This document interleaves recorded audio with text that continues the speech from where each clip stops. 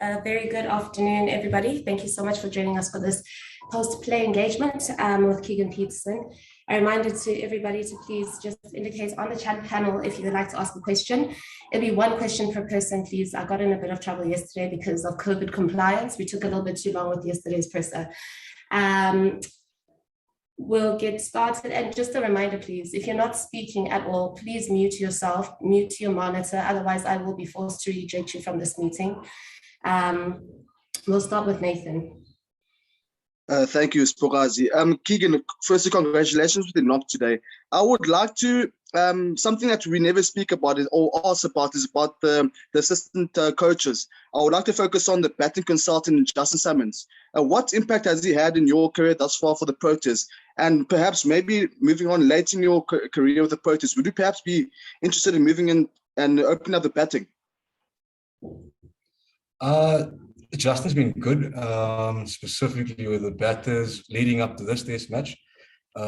We have identified a couple of shortcomings since the previous test match, and I think he's been good in that sense in helping us almost correct that and work on our weak points.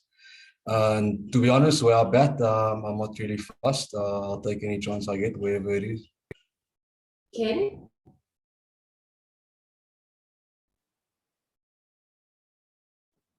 Thanks, Sips. How's it, Keegan? Very well batted. Going into the third day, I mean, you seem to show a lot of determination this morning, but you also batted positively, took your scoring opportunities. Do you think the pitch is getting any easier to bat on, or do you think it's going to be tough again tomorrow? I think it's going to be tough for the rest of the test match. That pitch is definitely not getting better to bat on, or easier to bat on, I would say. Yes, it was good bowling this morning. I was saying to Barts this morning as well. I think it's a top quality bowling attack, and they keep you on your toes all the time. So yeah, I'm happy. I wish I could have done more to get the team into a better position, but yeah, we'll take it as it comes. Dennis after Ken, and then Sanele, Telford, Stuart, Kaniso, and then Shafiq. How's it, Keegan? Well batted. It seems like you have a very solid and good technique. Where did you sort of hone your skills, and where did you work on that technique? Was there anything that you did specifically? Thank you. Thank you, firstly. My technique, I don't know, I've just batted the same way since I was a kid, and that's all. Probably thanks to my dad. It's only the only guy I've basically been working out through all my life. So I always tell everyone that he probably knows my technique and my game better than I do. So yeah, that's just it comes naturally, I think.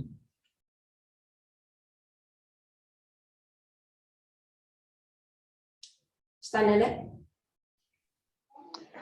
Thank you so much, Spokazi. Hi, Keegan. Very well batted today. I just wanted to find out from you. We've heard what the analysts have to say in terms of the struggles that batsmen have as soon as you get to the half-century mark. But from your perspective, what would you say is the greatest challenge has been for you guys when you get to that point, particularly for you earlier on today? Yeah, they say it's a wicket where you never really in. So when you do get to that half century, you get some kind of sense that, okay, I'm in now. So it's only human to make that error. I think that's probably where we faltered. But yeah, that's the one department I think we can improve on. But nevertheless, I think it was a decent effort given the conditions and all. That's not used as an excuse, but yeah, I wish the guys that did get in could have kicked on to get us in a better position. But yeah, we are where we are right now. KP, just before we get on to the next question, can you give us your dad's full name and just tell us a little bit about him? Did he play cricket before? And if so, where and to what stage? My dad's name is Dirk Petersen. He played cricket back in the day a little bit. I don't know the complete history of it. I was still a kid back then when he was probably at the back end of his career, playing with a club cricket and all.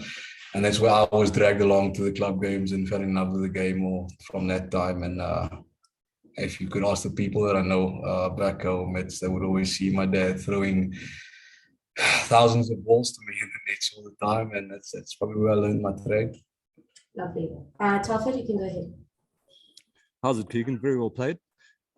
Can you give us, please, the answer that Sibukazi would have told you to give when you asked about Rassie van der Dissen's dismissal? And then can you tell us what you really thought of it, please? I swear I didn't have a word in. Now, for safety purposes, I don't really want to comment on that. That's the umpire's decisions.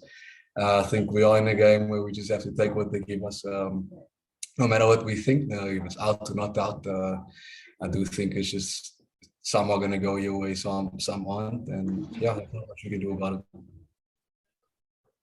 Stuart? Thanks, Sibukazi. Well batted, Keegan. Just on the conditions that were out there, can you sort of give us a sense specifically what is the hardest part of batting out there? Is it facing the Indian bowlers? Is it the pitch? And then just going further, which was harder, batting last night for that hour or the session this morning? I think definitely the session this morning, the Indian bowlers did come out guns blazing, and they bowled very well. And it was a very challenging 2 hours to bat there. So I'd say both the conditions and the way they executed their plans or strategies or whatever they had to bring to us. I think it was just both good bowling, and the wicket was just a bit tricky. Tanya, sir? Good evening, Keegan. I was about to ask Telford's question, but it's fine. I still have another question. In the manner in which Ajinkya Rahane and Chiteshwar Pujara batted in particular, you, to an extent, and especially Temba, were able to take the game to the bowlers. With how the pitch is behaving, is that the best way to actually approach this game now that we're approaching day 3? I'm not actually sure what's the right way to bat here, and evidently the attacking option was it worked out for a couple of guys, but it wasn't really overly attacking. I think it was more just pouncing on the bad ball when it does come and making the most of it, because there weren't many. So whatever they had to offer, we had to take. Shafiq, and then we'll finish with Firdaus.